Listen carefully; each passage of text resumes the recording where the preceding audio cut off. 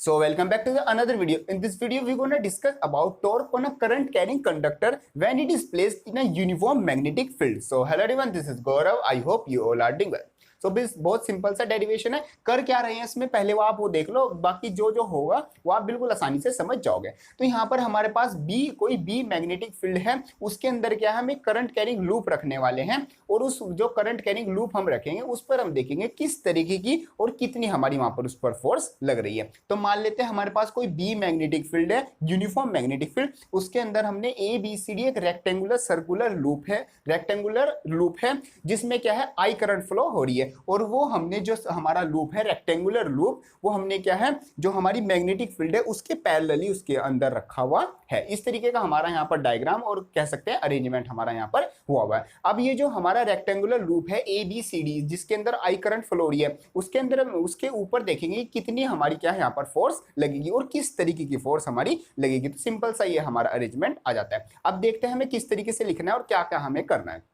तो वही बात जैसे जो हमने डायग्राम और अरेंजमेंट किया उसका थोड़ा सा हमें एक्सप्लेन करना है। जैसे let us consider rectangular coil A B C D of length L and breadth B is placed in uniform magnetic field. Means एक रेक्टेंगुलर लूप है जिसकी लेंथ एल मान लेते हैं और जो ब्रेथ है वो स्मॉल बी मान लेते हैं जो कि एक यूनिफॉर्म मैग्नेटिक फील्ड में रखा हुआ है। ठीक है, let I be the current flowing और उसके अंदर क्या है हमारी आई करंट जो है वो फ्लो हो रही है। अब यहाँ पर जो हमारा रेक्टेंगुलर है ए बी सी डी, जैसे ये तो मैग्नेटिक फील्ड हो गई, ये क्या हो गई हमारा उसका क्या होगा, ये हमारा मतलब कि जो भी रेक्टेंगुलर लूप है वो आ गया। तो इसको हम कुछ इस तरीके से समझते हैं, ये तो हमारी ये वाली जो ऊपर वाला फेज है ये तो है ए डी और जो ये वाला है ये वाली साइड का ये है ए बी और जो नीचे वाला है वो सी बी और ये वाला है हमारा सी डी। अब सबसे पहले हम एक एक करके एक जो हमारे लाइन है उसको लेंगे और उस पर कितनी फोर्स लग रही है वो चेक करेंगे। सबसे पहले हम लेते हैं अपनी ए बी वाली, ए बी पर हमारी फोर्स लग रही है F1। अब ए बी क्या हो गया, एक सिंपली लाइन होगी, मतलब एक मतलब जिस कंडक्टर हो गया जिसके अंदर क्या आई करंट फ्लो हो रही है। अब आपको पता है हमने लास्ट टू लास्ट डेरिवेशन में भी किया था, अगर हमारे पास कोई चार्ज कंडक्टर उसको मैग्नेटिक फील्ड में रखा जाए तो उस पर कितनी फोर्स लगती है, उस पर फोर्स लगती है B I L sine theta. तो हम इसी तरीके से लिख देंगे F1 is equal to B I L sine theta. Simply हमारी ये फोर्स आ गई। अब यहाँ पर जो हमारी थीटा की वैल्यू होगी हमारी इस ए बी के लिए जो थीटा की वैल्यू आ रही है वो आ रही है हमारी 90 डिग्री और साइन 90 की वैल्यू होती है 1। तो हमारी जो फाइनली F1 की वैल्यू आएगी वो है बी आई एल, ये हमारी वैल्यू आ जाएगी और ये हमारी क्या होगी, जो इस फोर्स की वैल्यू मतलब की डायरेक्शन होगी वो इनवर्ड डायरेक्शन हमारी होगी। सेकंड आता है हमारा F2 की बात करते हैं। F2 हमारा कहां पर लग रहा है, CD में, मतलब CD कौन सी है, ये वाली। CD में भी इस तरीके का हमारा फोर्स लगेगा, वो भी लगेगा B I L sine theta. तो F2 is equal to I मतलब कि B I L sine theta लिखेंगे और जो हमारी F2 की वैल्यू आ जाएगी वहां पर आ जाएगी बी आई एल, सिंपली हमारी वैल्यू आ जाएगी। और जो ये फोर्स होगा ये होगी हमारी आउटवर्ड, जो F1 है वो इनवर्ड लग रही है और जो F2 है वो आउटवर्ड हमारी फोर्स लग रही है। दोनों फोर्स की बात कर ली। अब बात करते हैं हम जो हमारी F3 है और F4 है। अब जो F3 है और F4 है मतलब कि ये देखेंगे जो F3 है वो ऊपर मतलब कि जो F3 है वो नीचे लग रही है और जो F4 है वो ऊपर लग रही है। और जो हम यहाँ पर डायग्राम में भी देख सकते हैं जो दोनों का लाइन ऑफ एक्शन है F3 और F4 का वो सेम ही है और वैल्यू तो सबकी सेम है। जैसे इसकी भी बी आई एल आई है, इसकी भी बी आई एल आई है और जो F3 और F4 है उनकी भी बी आई एल ही आएगी। अब हम देख सकते हैं दोनों का लाइन ऑफ एक्शन सेम है तो जो F3 और F4 है वो एक दूसरे को क्या कैंसल आउट कर देंगी। मतलब कि जो F3 और F4 है वो यहाँ पर कोई भी वैल्यू मतलब इसमें इस पूरे जो लूप है इस पूरे लूप पर कोई भी किसी भी तरह की दोनों मिलकर कोई फोर्स नहीं लगाएंगे। एक तो ये कैंसल आउट करिए, बाकी हम ऐसे भी देख सकते हैं कि जैसे ये दोनों हमारी F3 और F4 लग रही है, इसमें जो साइन थीटा की वैल्यू आएगी F3 और F4 के लिए साइन थीटा यहाँ पर इसके लिए आएगा 0 और उसके लिए आएगा 180, तो वो वैसे भी 0 अपने आप ही हो जाएगी। तो हमारी F3 और F4 तो हो गई 0, बात सिर्फ आती है हमारी F1 और F2 की। अब यहाँ पर देखो जो F1 है, F1 तो लग रही है अपर साइड, जो F2 लग रही है वो लग रही है डाउन साइड। दोनों की वैल्यू क्या है, दोनों की वैल्यू बिल्कुल सेम आई है, बी आई एल और पी आई एल दोनों की वैल्यू है सेम।